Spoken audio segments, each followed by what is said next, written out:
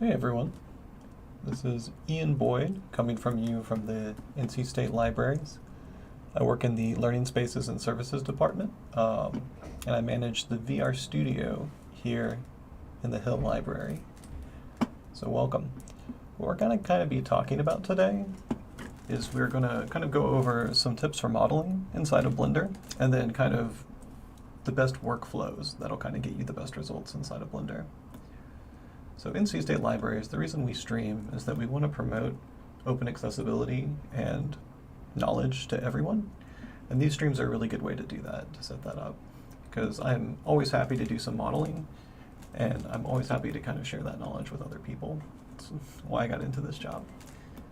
So real fast, this is Blender, if you've never seen it. You've got your default selection cube just dropped into the scene, as it always is. And I think for once, we're not going to delete it. We're going to leave it there. So modeling, if you're not familiar with the term, is basically building an object in 3D space, building a three-dimensional object through some kind of editor. That could be a CAD tool, like something computer-aided drafting, computer-aided design now.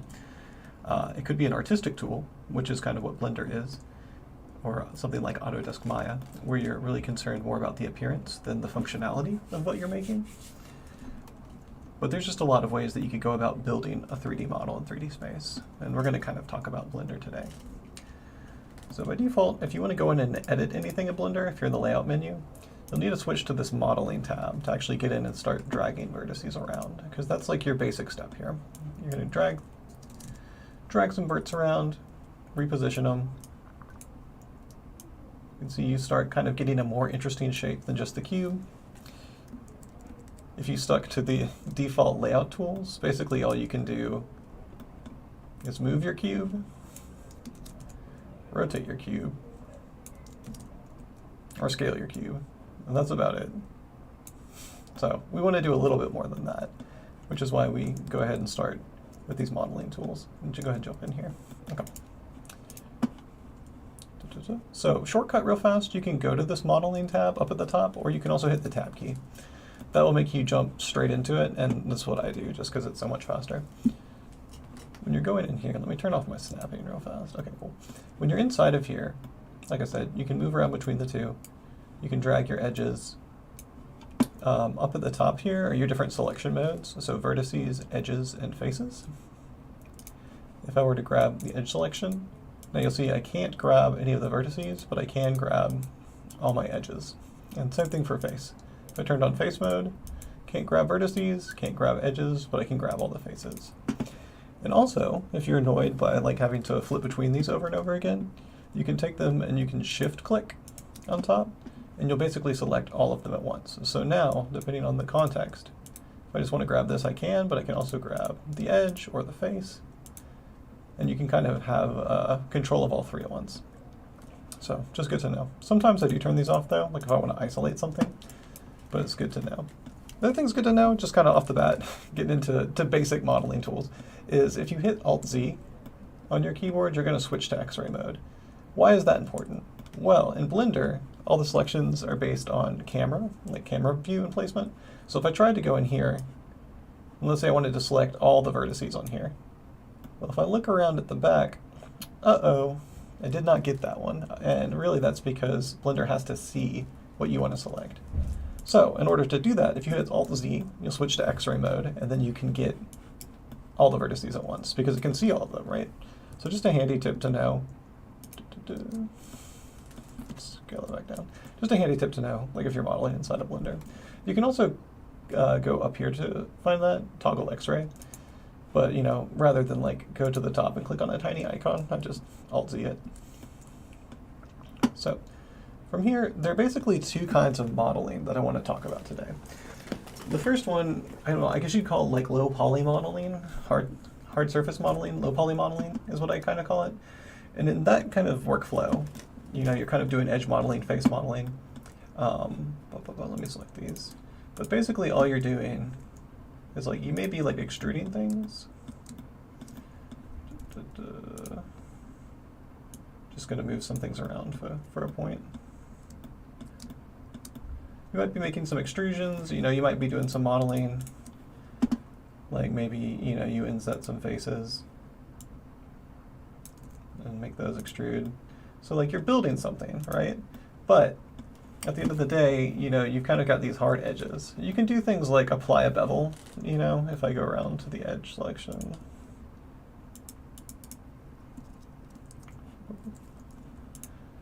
You do something like apply a bevel, and like you can get a little more detail on that. So like if I pull it out, you know, it's a little smoother. Can add some subdivisions down here, some segments. I think it's something, you know, a little softer. But at the end of the day, you have to put in a lot of geometry and a lot of points and edges in order to get something that has a nice organic feel.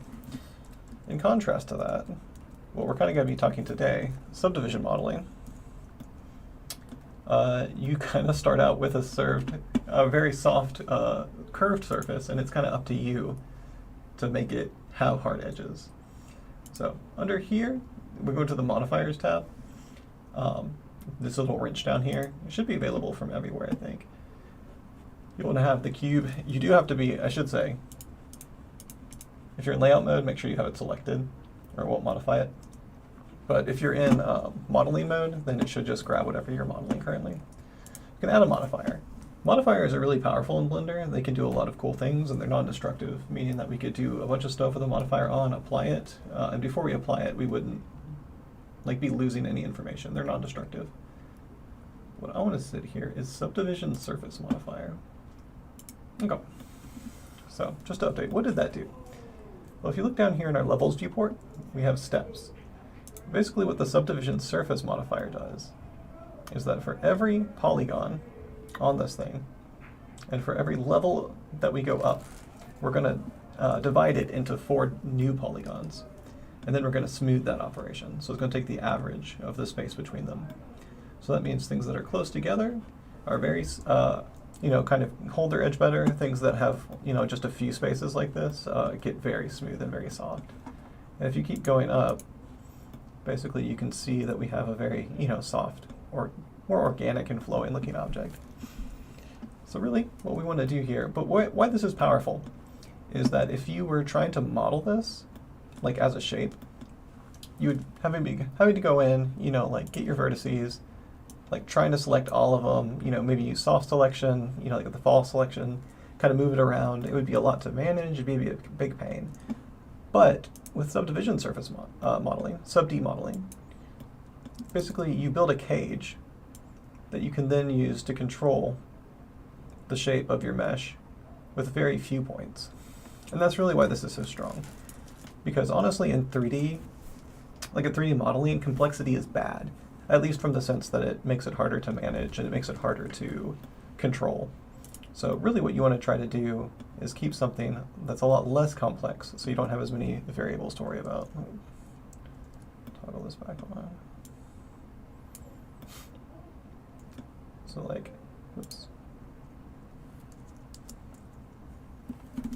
We want to scale on the X. So you see we can do something like pinch.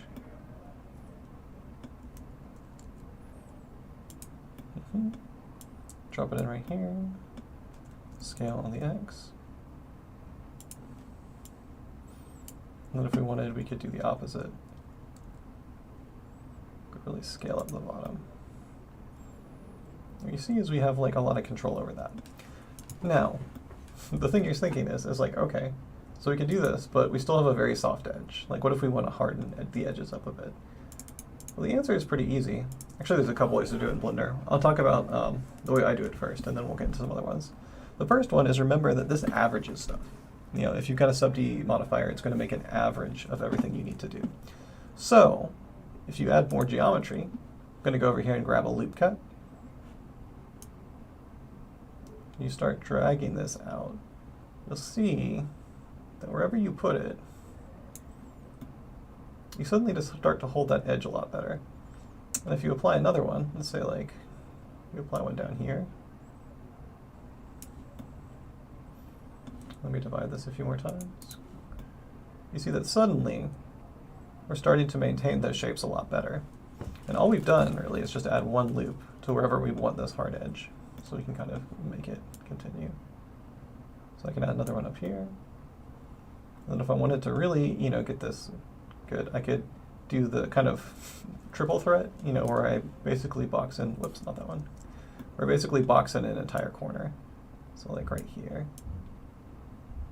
Doing that kind of work, you can get a really good and solid edge.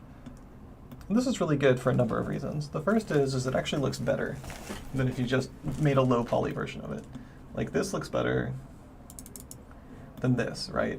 Like it's the same basic shape, but this you have these like really harsh edges, like these, it's kind of, you don't notice it, but 90-degree angles don't really exist in real life. Like I'm looking around, my streaming setup now. You've got this table, you think of that having like hard edges. Well, it doesn't. It's got a rounded beveled edge, because we don't want to like cut ourselves on it or something. The computer monitor, you'd think would have 90-degree edges. It doesn't. They've got a soft bevel. Same thing, with like something like this. It doesn't have a hard edge. Everything has some softness to it. So to start with, just low poly doesn't look real if you're making it. It doesn't like look like a real object. Let me just put this up to maybe 2. Let's go a little higher. Whereas this, once you kind of go high enough, you don't see it in here.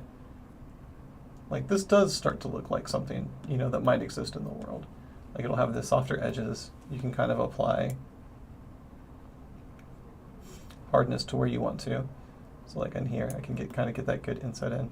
And if I wanted to, I could just do it again, right? Like I could just add another one and make that even harder. So you see that like building up, you slowly get that detail. So yeah, just kind of making this cage just to show. And this isn't like a real object, just an example, but kind of just to get the point across of how, powerful this can be to kind of hold these edges in place. Yeah, looks good. So basically, that's one way to do it, and it's a good way to start it. Another way, let me go ahead and let's add another cube. Love the modifier applied to you because we're in the space. Actually, let's take that out for that reason. Delete that. Whoops. Okay. They're actually merged as one shape because I brought it in the layout mode, or the modeling mode. Okay. So we'll jump back, add a cube, and then now I can apply this separately. Okay. So I'm just going to kind of keep working as we go. I really like kind of just leaving everything up, that I use for an example. So at the end of the screen, I have this, end of the stream, I have this big, like, repository of weird stuff I made to try to illustrate a point. But here we have another cube. Again, we're going to add a subdivision surface modifier. You see it kind of gets turned into a ball.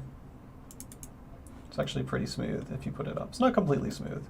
Can have some squashing on the sides, but it's pretty close. So you have this ball. There's another way that you can do this. Let me go ahead and go into my edit mode. Note also that if you're in edit mode, you see the cage. If you swap back to the layout mode, the layout view, you're going to drop that cage and you'll see kind of the object as it actually looks. So in here, basically what I'm going to do is I'm going to show you another way that you can use to kind of, in conjunction with subdivision surface modeling, to kind of get those hard edges. So for this, grab this. Okay, so I've got my 3 edges. Then we come up here.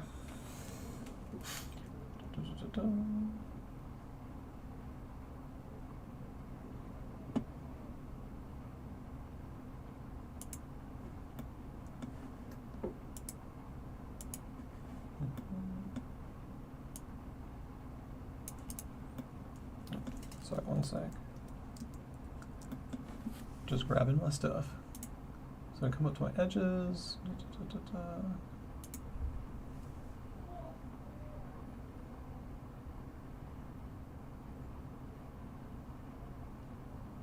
want to make sure that I've got it. I don't want to grab the wrong thing.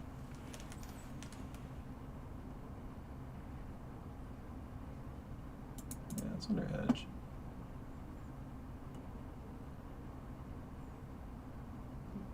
Edge point.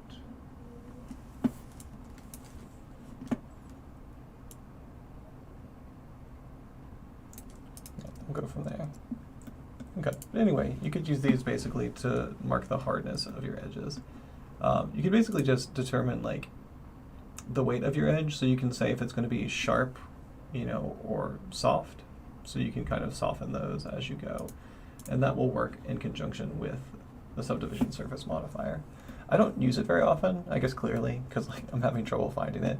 But and the reason for that is it doesn't translate well to other modeling packages. Like if you wanted to bring this into another modeling engine for some reason, like maybe you wanted to do something else in there, some operation that it does better, the edge hardness would only be known by Blender. Like that information wouldn't make it, you know, on an export to something like Maya if you wanted to work on it in there. So for that reason, I kind of try to stick to, making sure that I'm using this kind of edge weight to hold it. But again, you don't have to, right? Like if you're going to only be working in Blender, then there's no reason to, if you want to, you know, use the edge weight tool, like the edge hardness tool. Increase it. Hold on. Bother me, I just want to say edge.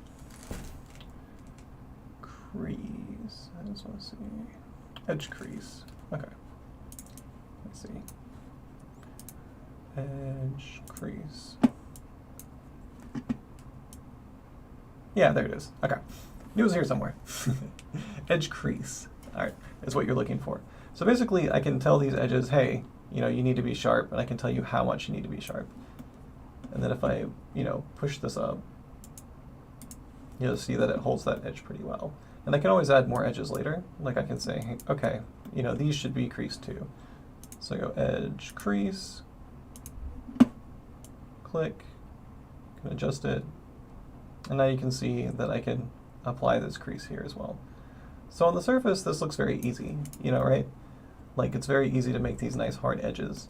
But again, like I said, you need to be careful because if you took this into another package, it wouldn't know, you know, that it had this information. You could smooth this and export it as a high resolution mesh, but the problem is those are hard to work with. So you kind of miss out on your cage as well.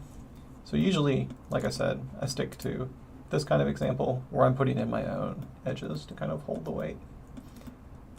Okay. But this one's as good as an example. We can kind of throw this over here. So to talk about, there are some issues, I guess, with subdivision surface modeling and things to keep in mind. Let me add another cube. I used to add cubes all day. Subdivision surface.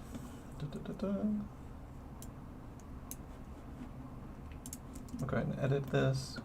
I'm just going to throw in some edge loops. What they're called? Blender loop cut. Apologies if I mix up what things are called. I've learned a lot of 3D modeling packages in my time, and it seems like somehow they all have a different name for certain parts. So right here, we're just going to kind of keep a nice subdivided cube. And basically, I'm just going to throw in a few more of these because it'll kind of illustrate what happens, honestly, if your geometry gets too high resolution inside of here. Not that this is super high resolution, but it's high enough that I can kind of show you some stuff. Okay, so on the surface, everything's fine. You know, this looks good. If I toggle off, that's awesome, but some things can happen. Now remember that this is done by averaging. So let's say, I don't know, let's say we grabbed another loop tool, not the knife. Say we grab something like this, because we wanted this edge to be really hard. And then we grabbed maybe our faces. Boop.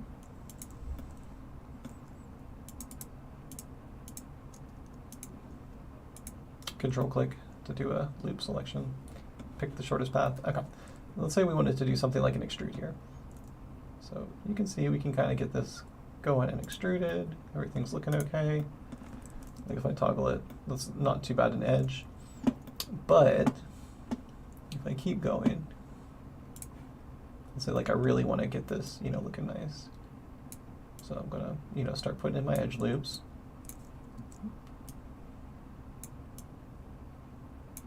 Holding it like this. You're gonna see that as you start to add more loops, you're gonna get some kind of pinching in here. Like I said, it doesn't look too much right now, but let's say I grabbed my vertex tool, something like this, started dragging this out. If I don't move all these points in tandem, like completely in tandem with each other, you're gonna notice things start getting kind of weird in the mesh. So, so you start seeing these pinches, that happen. Also, let's go back. Let's say I start scaling them. Whoops, not rotate. Say I start scaling them, out like this. You're gonna start seeing like weird artifacting as you go on. And just the result of this is you just have like kind of loops that are messing with each other and kind of intersecting. A cube is actually a pretty good surface for avoiding this kind of stuff, just because you can kind of loop things all the way around and everything is equal. But the second you start adding more stuff on here, like let's see. See what I can do. Like, let's say you wanted to add the same thing, except on this axis. No.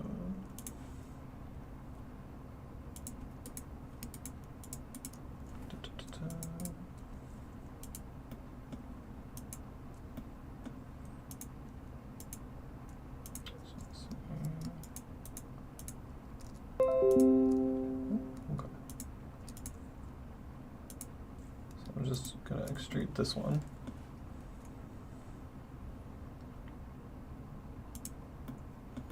So again, I'm going to kind of make a new extrusion on top of this. Looks pretty good. Looks cool. But again, let's see what happens when we start firming it up.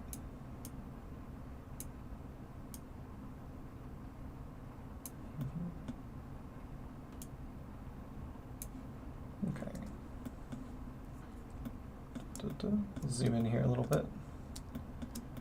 You're going to notice right here, you kind of see that divot right there? It's getting a little funky. Let me see if I can snap my view.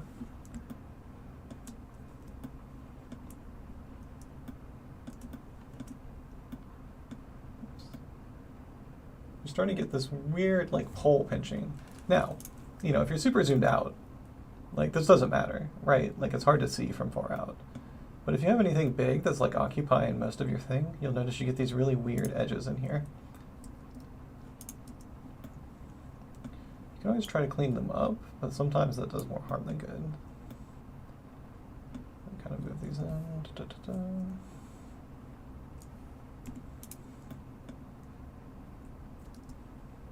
Yeah, see, it doesn't really affect it at all. It just kind of makes this edge harder. And again, this isn't the biggest deal, but as soon as you start doing loop cuts like all over the place, like let's add another one. Let's do was it Inset Faces? Yeah. Let's do an Inset Faces here. Then we'll extrude out. Okay, so check this out. This is actually a good one to illustrate it. So if we go here and then we put in our edge loops, we try to knock it down. We can't even kind of get where we want to. First, let me make sure I'm looking at the right thing. Oops. There we go. Okay. Okay, yeah, I want to go a little lower.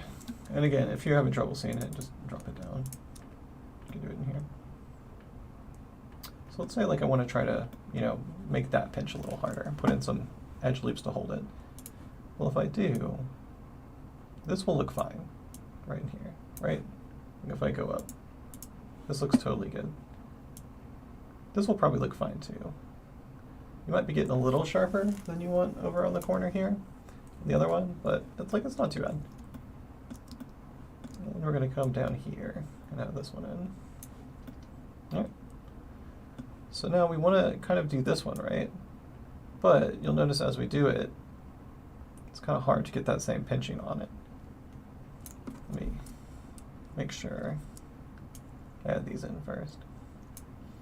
And at the same time, you'll notice that you're adding all these edge loops over here where you may not want things to be super hard. So like I said, just to say that, like, you know, you might need to clean stuff up. But at the end of the day, you know, this looks pretty good. The other thing to worry about, though, this is pretty easy to keep clean modeling practices on, but sometimes you aren't super clean. You know, sometimes you have things like triangles in your mesh, especially if you've been working with bevels a lot. Let me actually move this one over. We'll get a new one. This is a good sub D illustration right there on top. Okay. Let's see, maybe add a plane for this one. Yeah, we can do this. And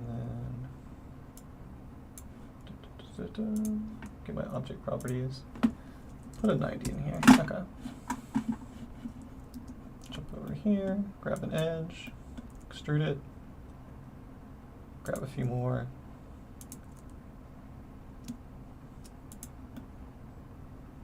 Yeah, looks good. And then maybe grab one more and just like pull it out. We can lock that to the x-axis. Okay. One of them did get locked. That's okay though. Straighten it out. It also doesn't have to be perfect. Just an example.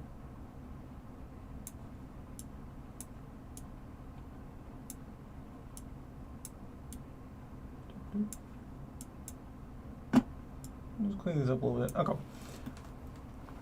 So from here, we kind of got this curve. And again, you can add a Subview modifier to this, like totally fine. You know, it doesn't have to be a closed mesh to have one.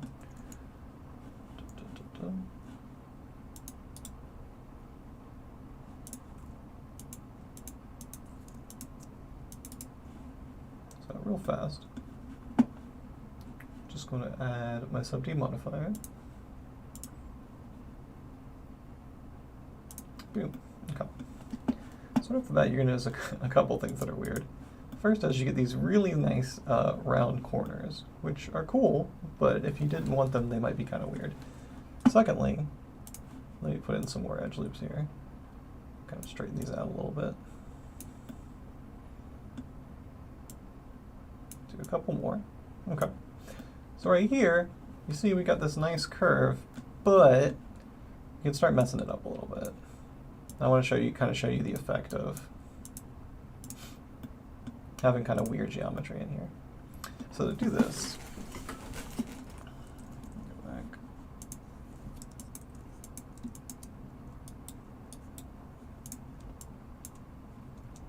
Okay.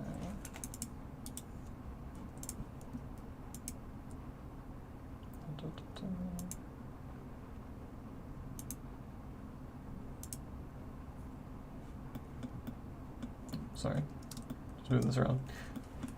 So real fast, what we want to do is we want to take out some of this stuff. So to do this, I'm going to use a face select. Just going to delete some of this out.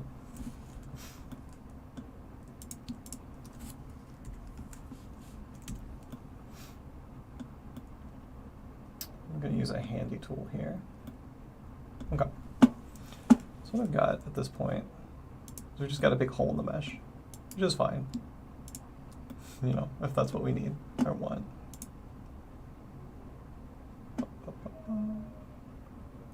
Just want to see. Ooh, that looks good. Maybe we'll bring this down a little bit so we can see what we're doing. Then I'm going to turn on snapping.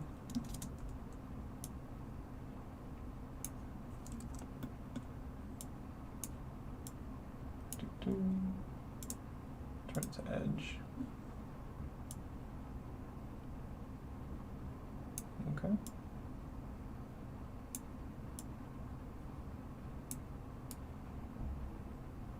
Cool. But what I want to do is grab this. Again, turn on my snapping.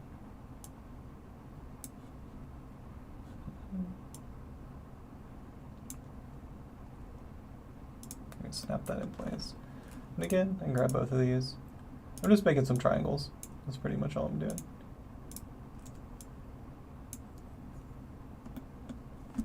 Zoom in on this. There we go.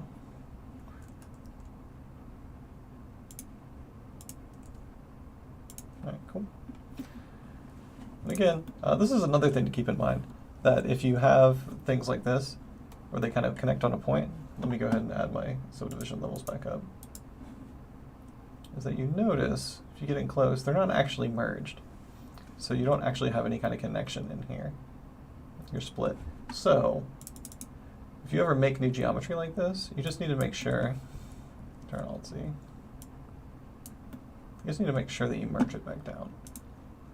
So if I come in here, I'm going to say merge at center. Okay.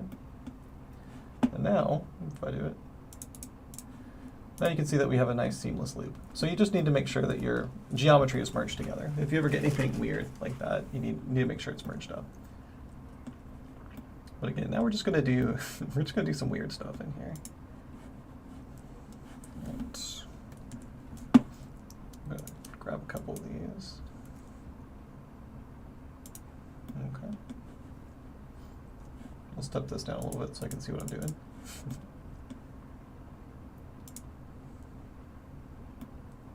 Okay, snap. Oops, not that many. Snap.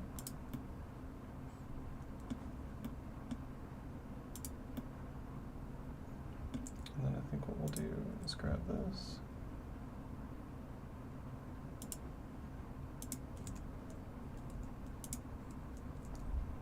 And thanks for being patient. The only real way to show this stuff is just to kind of drag some vertices around. So if you're bored, I don't blame you. But it's going to pay off in a second, I promise. So we're going to grab this edge. Oops. Scale it in. Yep, just like that.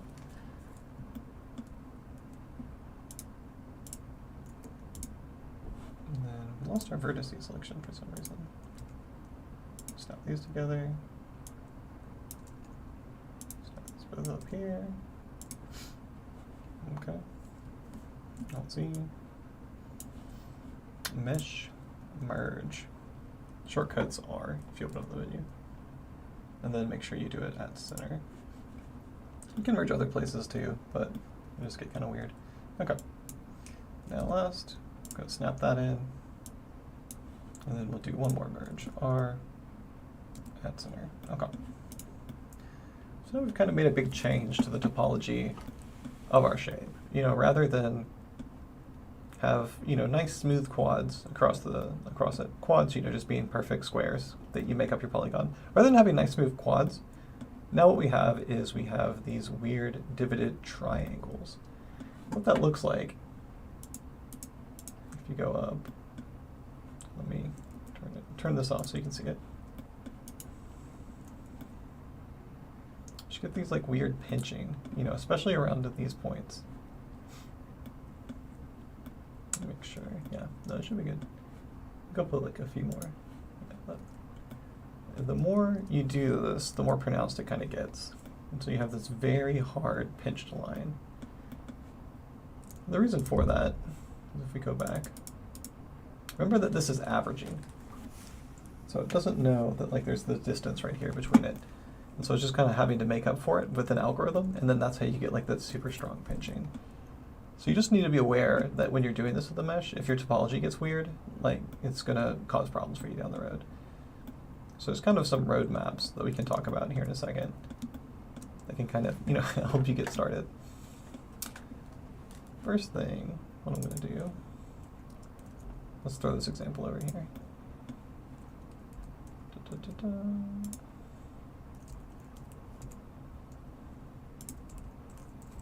Just throw it down there. Okay. Like going back every so often, just to like our hollow stuff that we've made. Like, yep, I remember when we saw these things. Different examples. And it's also worth mentioning that this works well. Let me go ahead and make another one. This also works well if you're using Inset Faces too. So let's grab a key real fast. Center your view. If you don't know how to center your view in Blender, it's number pad period, not regular period. It's got to be on your number pad, and you have to hit that one.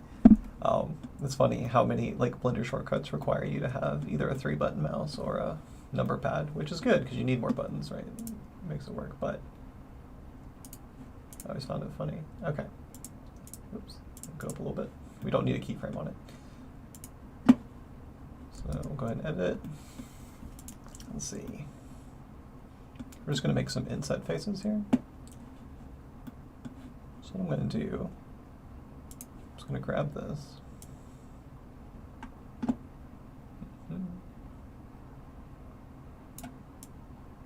These don't actually have to be even that close together. I'm just adding basically a place to have a panel. Oh, can turn that off. Something like that. Grab our face, extrude it, and all of a sudden you go, whoa. Yeah, so the whole point here is to show like what holes look like. Let's make it a little bigger. I'll go like that. Okay. So if it's very soft, it looks pretty weird. But remember, you know, you can keep messing with it. Let me turn it down a little bit. Yep. Let's take it all the way to 0. Yeah. So this is like all 90-degree angles, but you can mess with it a little bit and make it a lot cleaner and nicer. So I'm just going to grab some edges. Oops.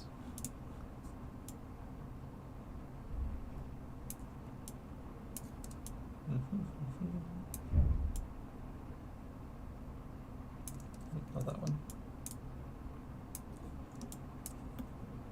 Use my brush real fast. We can use our scale widget. Kind of scale it up. It's also worth seeing like what this looks like once you're doing it in here. Very, very organic breathing kind of look. Don't know if I like it, but it's interesting to see how, you know, different things affect it down the road.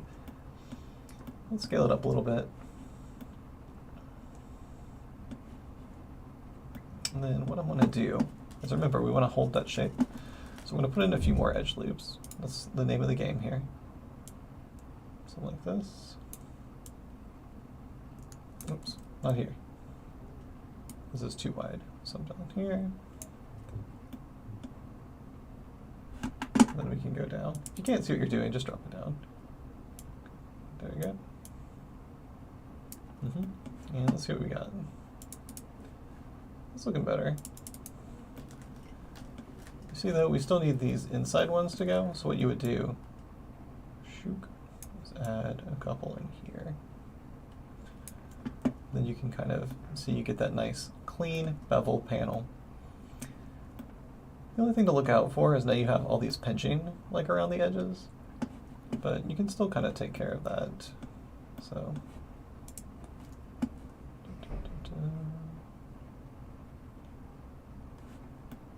just going to kind of grab this.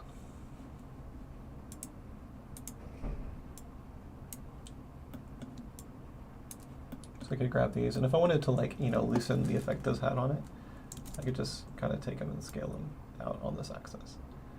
Basically what that's doing is you're dispersing, you know, kind of these pinch points so that the averaging isn't affecting them so hard. So sometimes I do that, like if I'm making a mesh, you know, I'll come through, pinch the areas that I want to have those really sharp edges, and if I want these to be a little smoother, I'll just spread them out. Just keep in mind, though, that if you add more loop cuts, like further down the road, you might also have to affect like where these are placed. So I'll just add a few like that.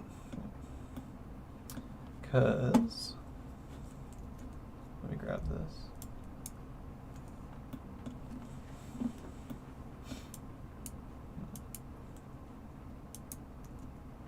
Okay, there we go.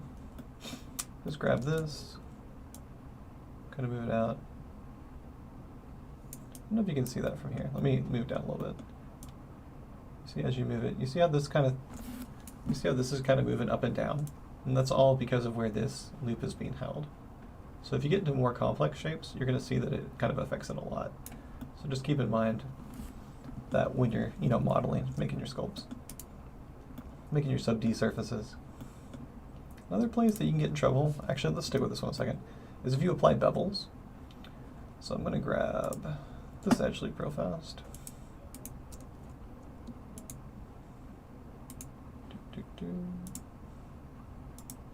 Okay. Let's go ahead and put a bevel on that.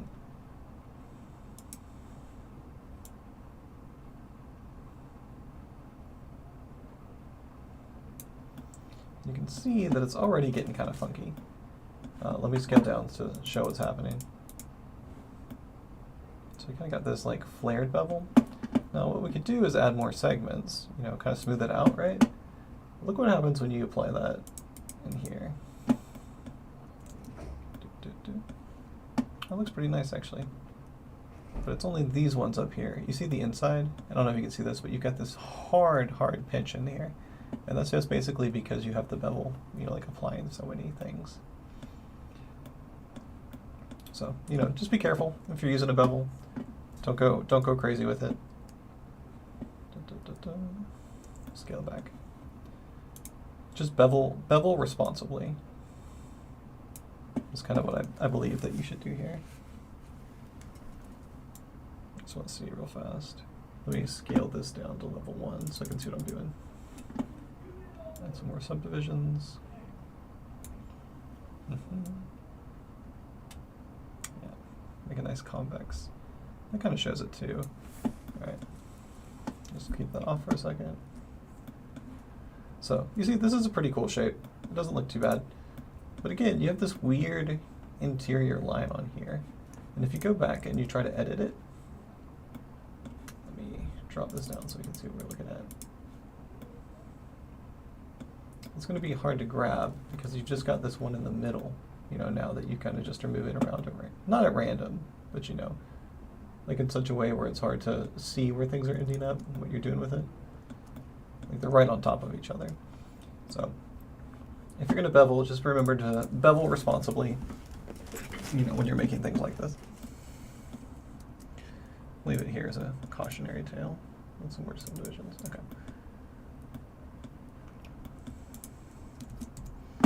Slide that over. We can move it over here. So many different shapes we're making. Okay. So I think we could maybe like jump into something like practical a little bit, just to like play around with modeling in here a bit and see what we can make. Like something like this kind of, you know, we're gonna kind of get started with some more interesting shapes. So I'm gonna add a cube. I'm gonna just start with here. I can also start from a plane. I start from a plane a lot when modeling, but a cube works fine. So something to remember with sub-D modeling is you want to start as simple as you can. You don't want to add in edge loops until you're like sure that you want to lock it down. So a lot of it you should just kind of, you know, go off the cuff. We'll say like this. You want to make sure you have something that kind of looks good in its low poly before you jump into modeling it. So let's see. I kind of want something that'll kind of extend around this whole thing. Switch this to faces. Grab that. Do, sorry, a custom extrusion. Extrude faces along normals. Oops. Do we go in or out?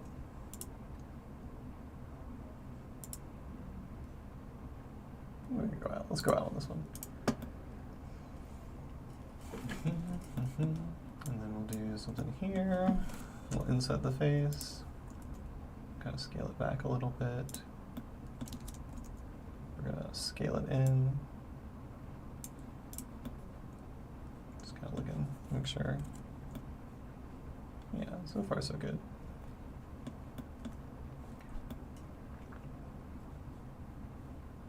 Okay. We'll set this one.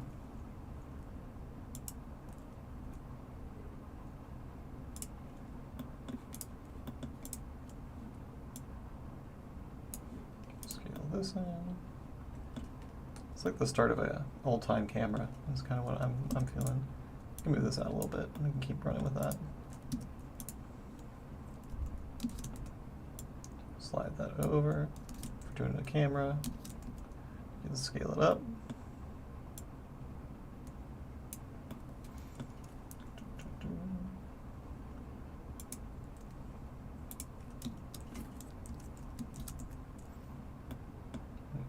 Scale it back in.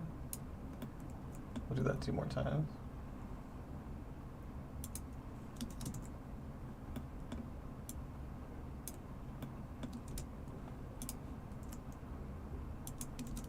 And again, this doesn't have to be like super, super close because we're just kind of free modeling here. So kind of be our box, and then we'll do another one. We can say I. Now let me out.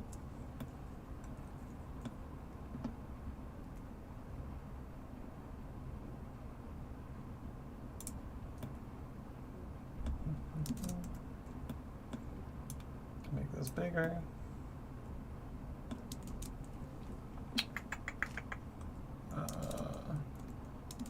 G. Okay. Maybe turn on the snapping for this one. Yep, there we go. Nice flush edge. Push it off just a little bit. Extrude. I don't think we can stop here for the moment. Okay. So this is like pretty close to the basic shape we want to make, right? You know, this is like, it's got all the features. It's kind of got, you know, some of the details we're looking for, this kind of weird old-timey camera box thing. So what we can do at this point, we'll go ahead and add our modifier. And kind of see what we get. And right off the bat, this looks bad, right? Like it looks like you're making like some kind of interpretive base. I will say that you get some cool results with Subview Surfaces, you know, if you just mess around with them. Like this is interesting. It's an interesting shape. It's not what we want, right? Let's step back. So we kind of have to approach this and think about how we're going to round the edges and where we can do it non-destructively. Because again, if we start going crazy willy-nilly, we're actually going to get in trouble. And I can actually show you a good example here, because this is a more complex shape. Oop. Let me turn off snapping. So you'll see by default, Blender actually does a pretty good job of kind of keeping your edge even across your weird surfaces. Like it starts in the middle, and then you'll see that it kind of changes how much you slide based on like where you need to go.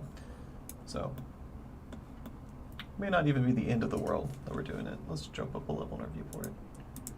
Yeah, see, that's already looking a lot better. The nice thing about Subview Surfaces too is you can keep things smooth where you want them. So let's say the back of this camera, like maybe let's smooth it off like this. Like I like how that looks. So instead, we're going to come over here and grab some points, I think. Oop. Thought it was. There we go.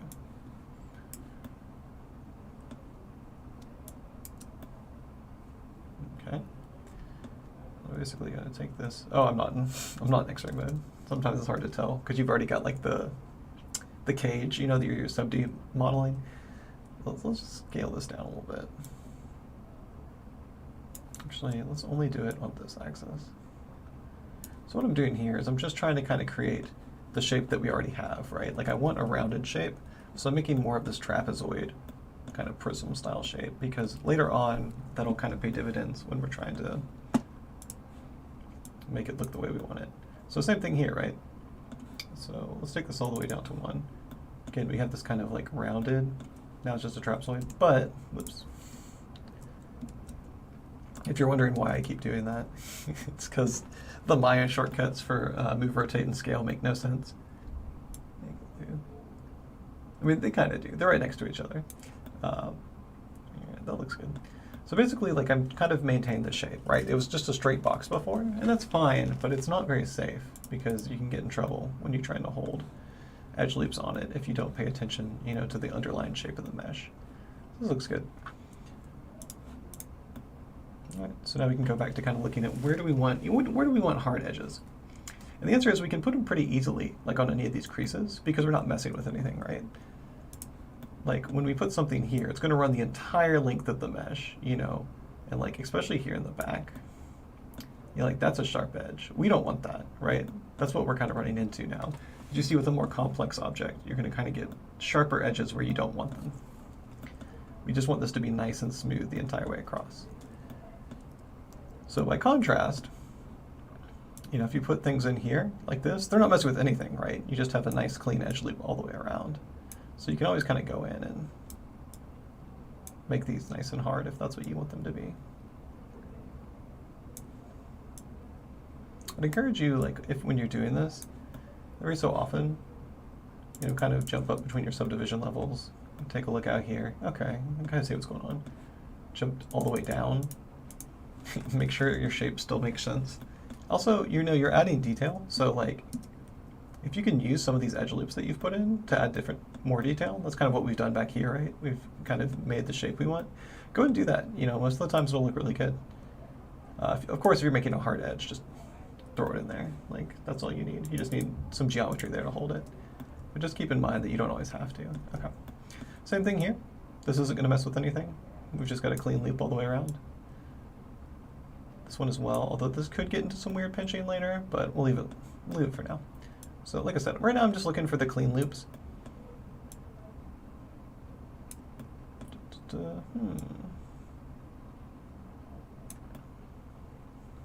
Before we get into the tricky ones, right, to clean up.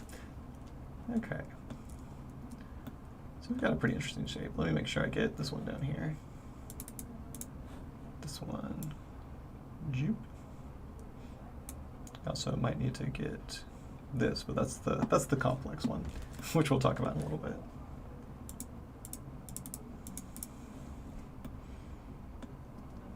Okay.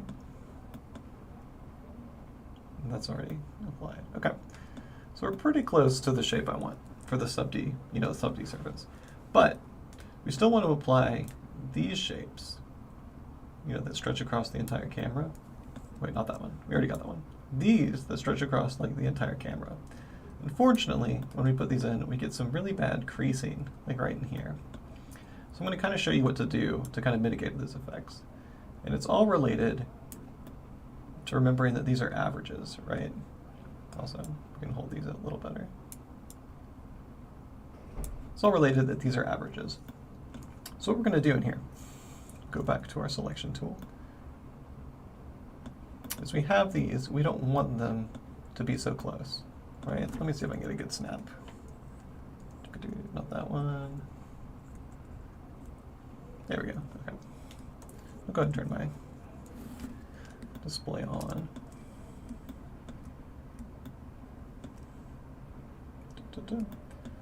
So instead, what we're going to do right here, we have these, is we're going to just space them out. And that's all we're really going to do. So before, you see we have these like really close one where you got this hard crease. Just move it away. Just slide it away. Don't make it average so hard. If you want, you can even kind of accentuate it, you know, to push it out a little more. Oops. Let me do this in tandem so everything's nice and symmetrical. Grab this one. Keep everything all symmetrical. I don't know if you could already see that, but it's already really dropping off the effect this is having. Let me move this back on. So before we were like up here, and you had this really hard curve off of it, but just by bringing these down, you can see we've already really softened that curve out, and we have that nice curve that we were looking for again. Now, all we're doing is paying attention to the spacing of where our points are, and like where we want them to pinch versus where we don't. Something else, I should say. No, we'll wait on that. 1 second.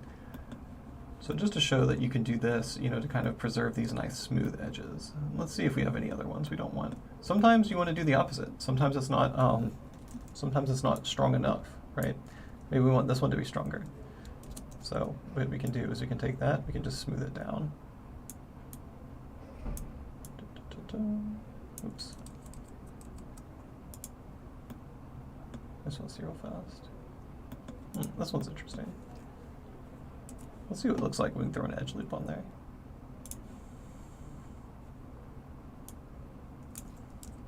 Nah, that's fine.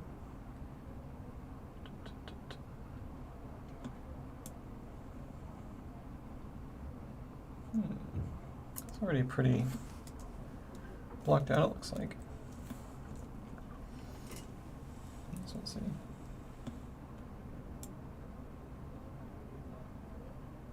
Like I said, and if I wanted to, like, you know, really tighten this one down here, I could do the same thing and just slide that one up again. Because if you evenly space everything, you know, it will really go a long way towards moving it out and making it look good. Okay. That's not a bad shape. This top one maybe. I think we have one up here. We could just use another one. Something like that. Yeah, that's a little stronger. And again, these can be as soft or as strong as you want them, right? Like if you want more rounded corners right here, all you have to do is grab these vertices. It gets a little tricky. This is why you want to keep things as basic as you can right from the start, because I can grab these vertices, right? And I can slide them down. Oops. Slide them down. But I need to make sure that I'm getting everything I want to slide, right? So like if I wanted to make sure those came out, I'd have to slide those as well. So same thing here. Again, just slide it down. We'll keep the rest of the edges pretty much the same, but we'll just kind of take these out to about a 90-degree angle. Okay. What does that look like versus the other edges? You see, we basically just beveled that edge off, right? And nothing else has really changed. Everything else looks fine, but by locally, like applying the differences to these points, you can get big changes across how they average. And you could even do this even further, right? Like, let's take it back down. Don't want X-ray on for this. I could take this and push it in. Right? Then what you're doing is making that edge even softer or harder. So if I really wanted to, pinch it in like that, I could. We're not really maintaining volume. You'd have to move the inside one for that as well. But it is a cool effect to see kind of what you can get out of it. All right, I think I'll move that back. Move this up a little bit. Yeah, that's looking pretty good. So, basically just to kind of take a line, maybe in the back a little bit more. You'll notice too, you see the actual faceting of this. This doesn't matter too much when you come time to render, because what you can do, let's change to this. Go mesh, shading, smooth faces. You can just smooth them out, and then it doesn't really matter. Like you see, remember we had, I don't know if you remember, we had like these, yeah, see it's like hard and faceted. That's really just, how Blender shades stuff. By right now it's applying a, let's see, flat faces. Like that's the default. So if you see I click that, it's the same. But if I take it, and this is just how the renderer is drawing it, like the real-time renderer that's letting us view the screen. Mesh. Yeah, I was just looking at shading. There you go. But if you hit the smooth shade, like it doesn't matter, right? Like everything looks super smooth. And it's just because that's how the renderer is drawing it. So like even if you have less edges here, it's totally fine. Just smooth shade it. Something else we can do, clean up this edge, make it a little sharper. Same for down here.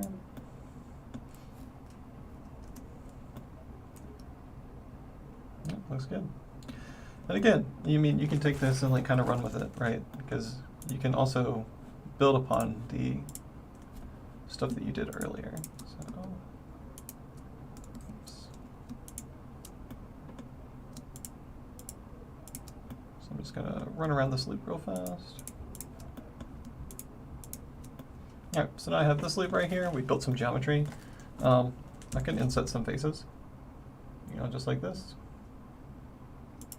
And I can extrude this back if I want. And, this is all built up on stuff that we had previously. So again, we're adding, just because we have these more geometry to work with, now we can go in and add more details. And that's kind of like what you're doing, the entire time, is you're,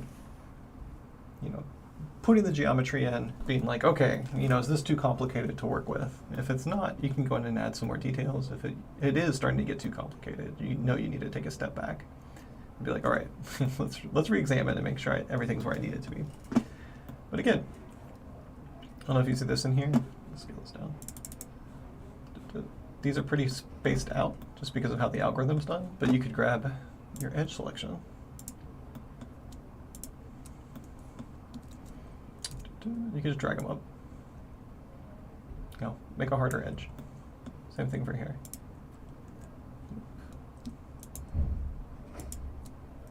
I'm not like applying this super cleanly, but if we go in, oh yeah, see, now you're getting some errors. And it's probably because this one, yeah, it crossed over itself down here. So if you were going to do this, you'd want to make sure that you only grab these, because you don't want to cross those edges in the back where they're kind of not like pinching per se, but they are a little bit, right? Where they're kind of pinching. But if we do that, looks fine. There's a little sharper edge. And again, you got that kind of pinching in there, but this is also coming from the fact that you're smooth shading a 90-degree angle, or even like maybe a greater than. So if you want to really do it, just add another loop cut. So just like right here. Check out what this does. Like fairly clean. Maybe a little too hard, but you know, just a matter of preference. Okay.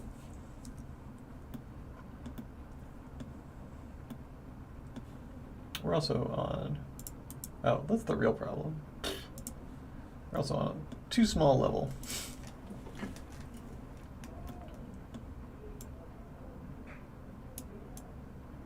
Yeah, snap those up.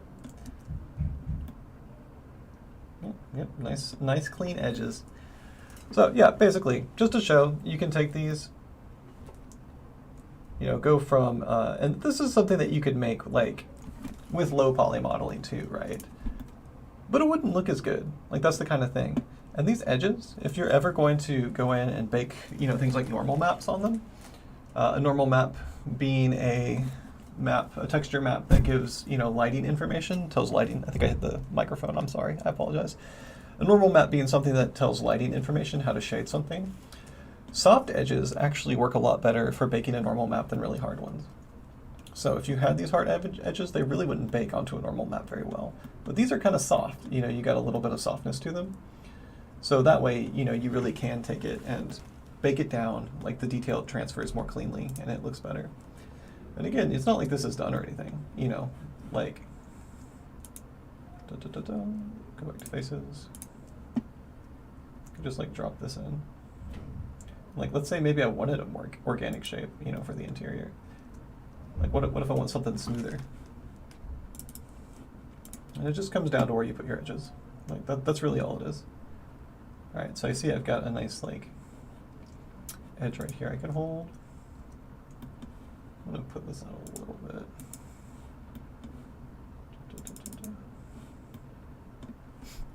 I think the first thing I want to do is scale.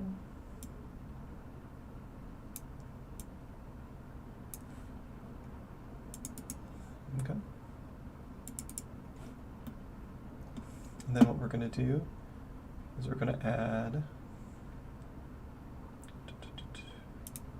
another edge right here. Oh, I think it's almost time for me to go. I'm sorry, I actually lost track of the time.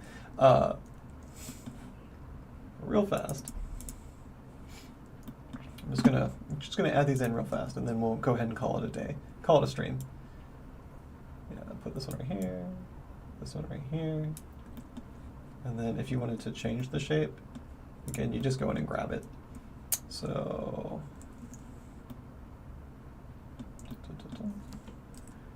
probably want to change to see what I can do. See how it's getting a little complex? Nothing like crazy. You're starting to be like, okay. And then just from here, you know, you can like spread it out, you can pinch it in. Like it just all comes down to, you know, how you want to model it at the end of the day. All right, so I think I'm going to call it a stream here for a little bit. Thank you for tuning in, or if you're seeing this and watching it. If you have questions about any of this, you know, about subdivision surface modeling, about, you know, modeling in Blender in general, about Blender, you can always pop over to the VR Studio. You know, it's located in DH Hill Library.